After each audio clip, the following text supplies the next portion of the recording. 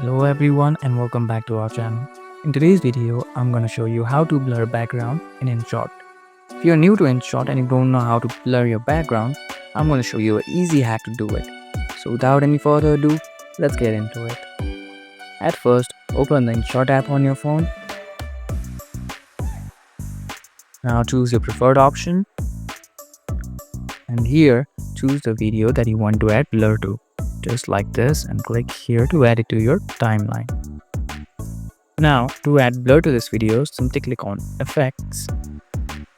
Again. Now scroll to the menu and click on Style. Now if we scroll a bit, we'll find the blur option. Click on it. And you can also increase the value of blur from here just like this. And click here to add the blur to your video. Now to increase the length of the blur, simply do this and click here to save changes.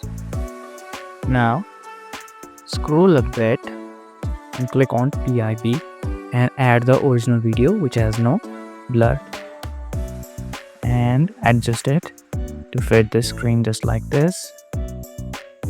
Now scroll a bit and you'll see an option called cutout. Click on it. Here select the cutout option. Click here to save changes. Now if we play our video, it'll look like this.